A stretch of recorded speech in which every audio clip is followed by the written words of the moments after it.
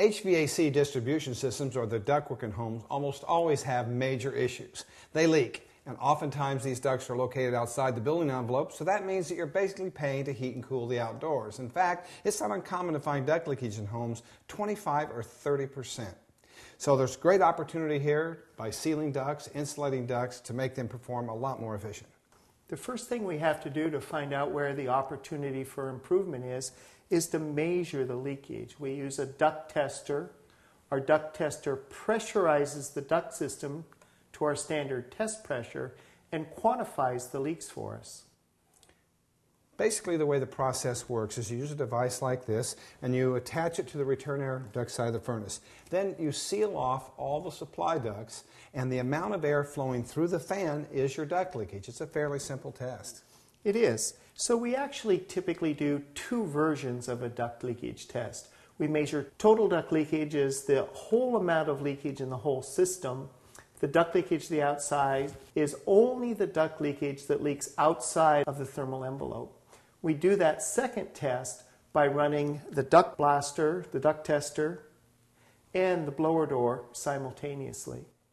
Some people might say that it really doesn't matter if you have duct leakage to the inside, because that's what you're trying to condition, is the inside of the space. But the reality is that's not true. The object of a good HVAC distribution system is to deliver the right amount of air to the right space at the right time. So if we have lots of leakage, that means that energy is not being directed at a place where it needs to be. You might have big imbalances in airflow between one room and another, and that means you're not going to get the adequate comfort that you want, because each room is not going to get the desired level of airflow. Our duct systems, we often find, need to be replaced. We're often finding that 60 to 80% of the duct systems we encounter we replace for three main reasons. The three main reasons is that they're too leaky and can't be or would be hard to seal. They aren't insulated well enough, and we can't insulate them. And thirdly, they don't deliver the right amount of air to the right room because they're missized. Oftentimes, the ductwork is so contaminated, or perhaps even just not even cleanable.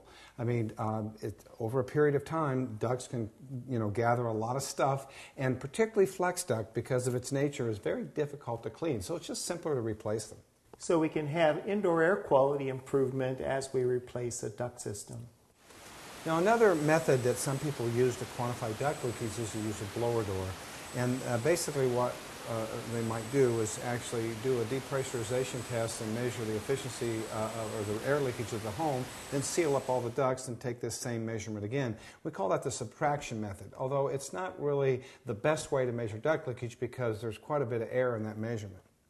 So often, a home performance contractor is the one that pays attention to the ducts. Many of our typical heating cooling contractors pay too much attention just to the equipment and not enough to the distribution system.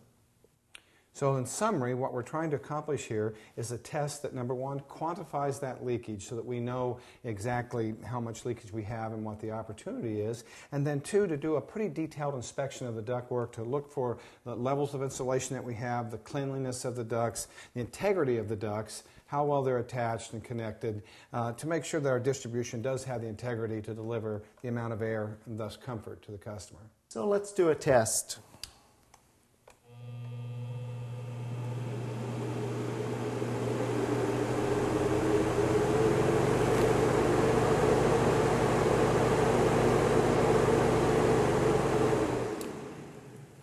So our duct leakage total is almost 800 CFM, which is fairly typical for this large of a system and for a system that uses building cavities for return ducts. So cavities for return or even supply ducts are fairly common in older homes. Newer codes have kind of outlawed some of these practices, because almost all of these cavities, like here for example, we have a return air duct in a wall cavity. These cavities are very leaky, very hard to seal, because all you essentially have is drywall, being nailed up against, structural components like the wood studs or joists. And these often always communicate with the outdoors, because it's almost impossible to, seal them up airtight. However, in retrofit applications, we've got some practices that we can do that really make these perform a lot better. On this system, we'll have to either install new return ducts inside some of the joist cavities to eliminate that leakage, or we may do another return at a completely different location to make sure we can get the return side of the system perfectly airtight.